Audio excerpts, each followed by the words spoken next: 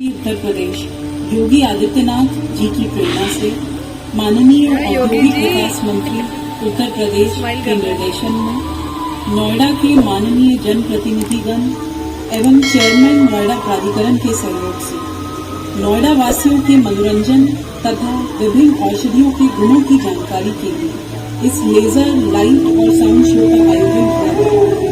मुझे आशा है आप इस अनूठे शो का आनंद लेंगे।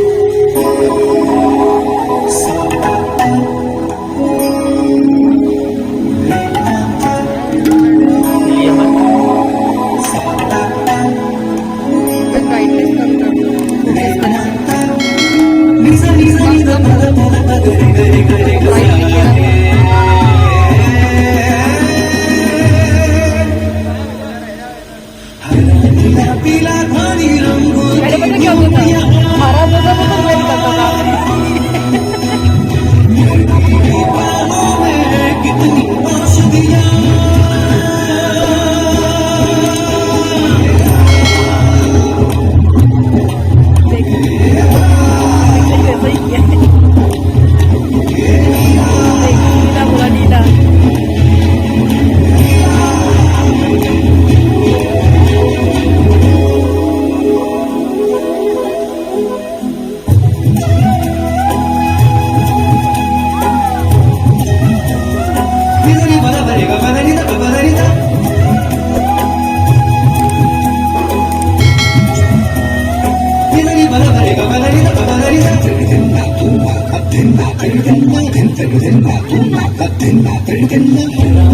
पीला धानी रंगों की तुम यहाँ मेरी बाहों में कितनी औषधियाँ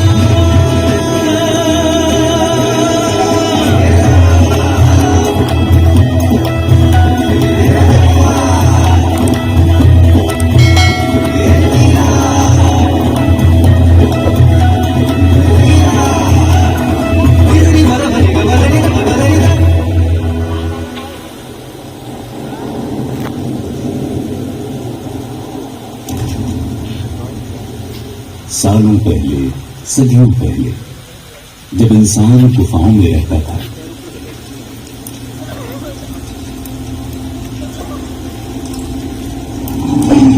बस शिकार का शुरू होता था।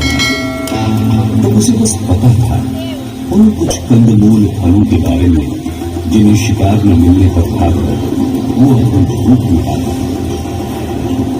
धीरे धीरे वक्त बीता, इंसान ने अपने आसपास की चीजों को समझना शुरू किया। उसे समझने आने लगा कि ये कंदमूल वनस्पतियां सिर्फ पेट की भूख नहीं मिटाती, उसके दर्द का इलाज भी करती हैं।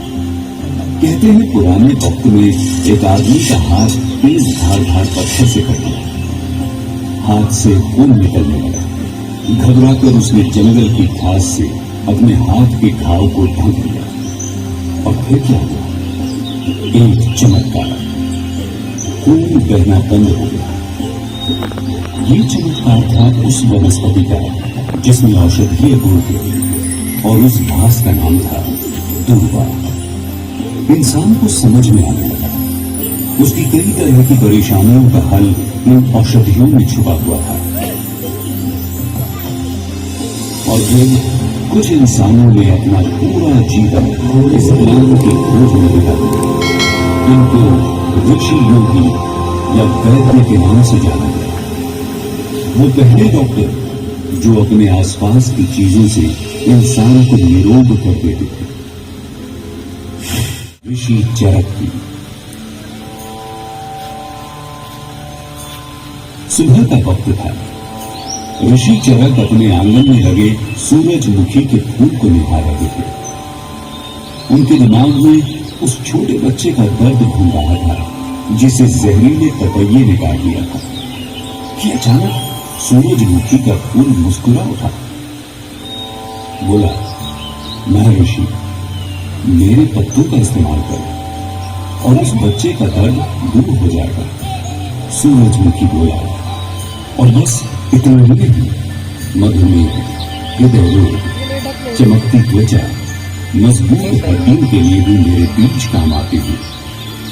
और सबसे बड़ी बात, कर्क रोग जो आने वाले समय में कैंसर के नाम से जाना जाएगा, मेरे बीज फायदेमंद होंगे।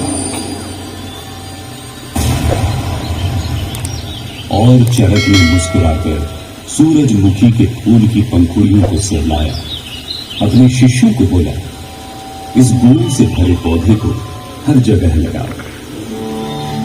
तभी एक आदमी दौड़कर ऋषि चरक के पांव में गिर पड़ता है। मुनिवर मुझे ठीक कर दीजिए मुनिवर। उसका रंग अग्नि की तरह पीला पड़ा था।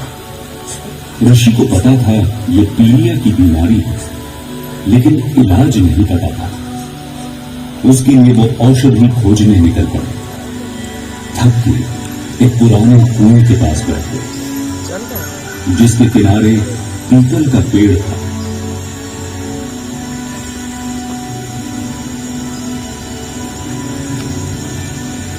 ठंडी हवा से ऋषि की आंख लग गई और सपने में एक सुंदर बच्चा उनकी गोद में आ बैठा।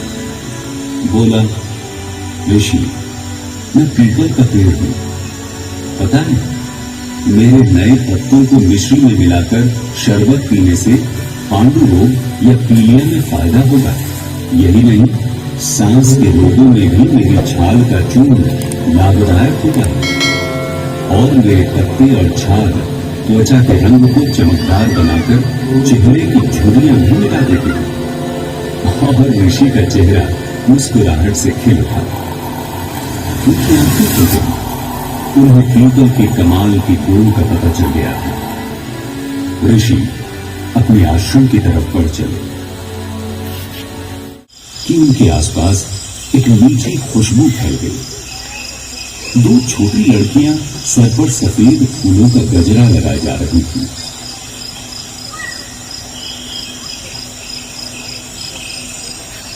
उन फूलों से आ रही खुशबू सांस और दिमाग को तरोताजा कर रही थी। ऋषि ने उन लड़कियों को आवाज लगाई, पूछा, बेटी, ये फूल कौन से हैं और कहां होते हैं? लड़कियां बोली, हमारी दादी ने फूलों की क्यारियां लगाई हैं। ऋषि बोले, क्या मैं तुम्हारी दादी से मिल सकता हूं? लड़कियां ऋषि को अपने घर ले गई।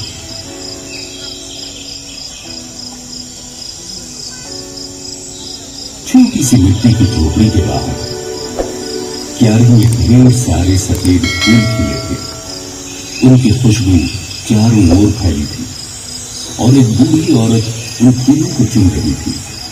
चरक ने बूढ़ी औरत से पूछा, मां, ये कौन से फूल हैं? बूढ़ी औरत बोली, ये चमेली के फूल हैं। जितने सुंदर और खुशबूदार हैं, उतने ही गुणकारी हैं। सिर पर इसका तेल लगा लो तो सर दर्द छूट, पेट दर्द का भी इलाज है।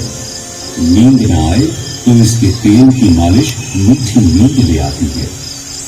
ऋषि चरक बूढ़ी मां से चमेली के फूलों के कुछ पौधे लेकर अपने आश्रम की तरफ बढ़ चले। ऋषि सोचे जा रहे थे कि जल्द ही पूरा आश्रम चमेली के फूलों की खुशबू से आसमान काले बादलों से ढका था। हल्की हल्की बारिश हो रही थी। सामने तालाब में कमल के फूल खिले थे, जिनके बड़े पत्तों पर पानी की बूंदें मोती की तरह चमक रही थी। कि चरक के कंधे पर किसी ने हाथ रखा। चरक पीछे मुड़े तो देखा सांवली सूरत और कमल नयन वाले एक व्यक्ति खड़े थे, जो बोले, महर्षि, कमल की सुंदरता में खोए हैं। जानते हैं, जितना सुंदर ये पुष्प है, उतना ही गुण भी है। इसकी जड़ से लेकर पुष्प तक मानव जाति को रोग मुक्त करने में काम आएंगे।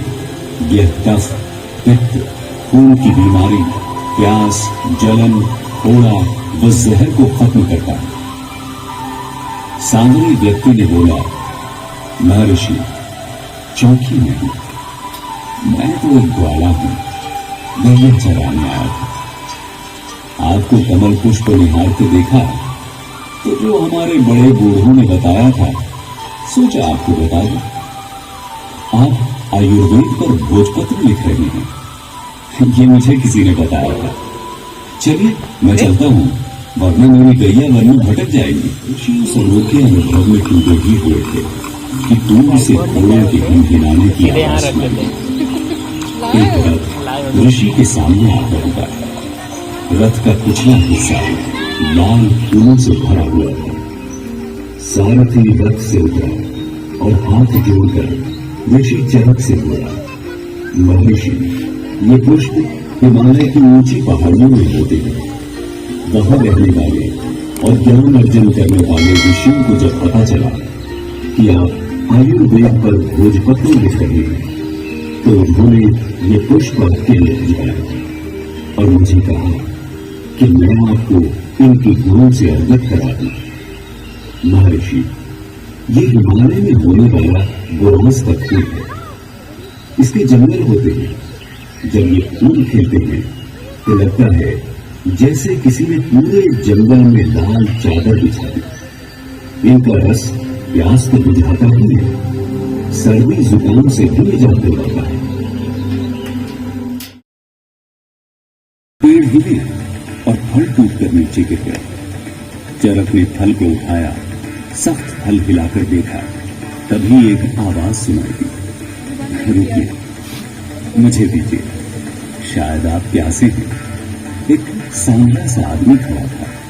अपने चाकू से उसने फल का ऊपरी हिस्सा काटा और फल चरक को दिया। बोला, पी जाइए। और एक घूंट पीते ही ऋषि को लगा कि जैसे उन्होंने अमृत पी लिया। बोले, भाई, क्या ये अमृत फल है? सांवला व्यक्ति बोला, हाँ महर्षि, ये अमृत फल ही है। हम इसे नारियल कहते हैं। इसका पानी आपके शरीर में पानी की कमी नहीं होने देता। आप रोज पिएंगे तो कर्क रोग से भी बचे रहेंगे। ऋषि का अगला सफर था शिव की नगरी काशी, गंगा का किनारा। और शिव का औघड़ रूप काशी पहुंचते ही ऋषि चरक गंगा में स्नान करने निकल पड़े। गंगा के किनारे बसे आश्रम में भोजन की व्यवस्था थी। भोजन के बाद हरे रंग के कुछ पत्ते खाने को मिले। मुंह से खुशबू का एहसास था। चरक ने जब इन पत्तों के बारे में पूछा तो पता चला ये पान के पत्ते हैं। हाजमा की दुरुस्त करते हैं, मसूड़ों का रोग दूर करते हैं और सरदर्द हो तो वो भी कम हो जाता है। चरक काशी की गलियों में घूमते रहे। शिव के मंदिर में एक कांटेदार फल चढ़ाया जा रहा था। चरक ने उसे उठाया और देखने लगे तो एक औघड़ साधु बोला, धतूरा है, महाराज शिव को प्रिय है।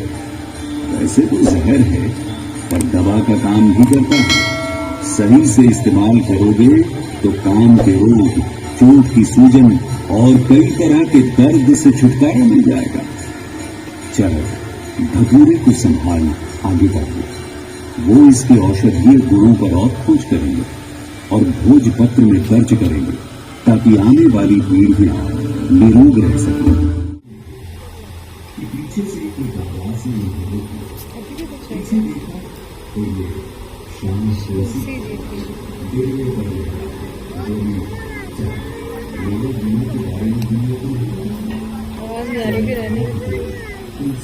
दिख तो रहा है।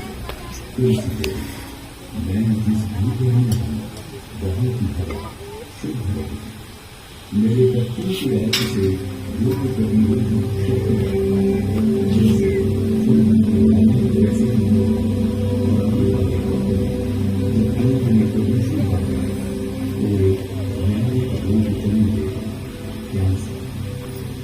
जैसे सेवन से इस रोग को दूर रखा जा सकता है।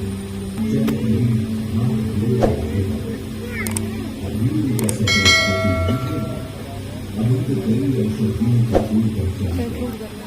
भोज पत्र में खर्च कर देते। ऐसा ज्ञान आने वाली पीढ़ियों के लिए सहेजना जो उन्हें निरोग रखते हैं। ऋषि चरक में वनस्पतियों से इंसान का जो रिश्ता हुआ वो आज भी ऐसा है। परंपराओं और आस्थाओं से जुड़ा है। जबकि वनस्पतियों की जरूरत नहीं है, वृक्ष की जरूरत है। बस जरूरत है है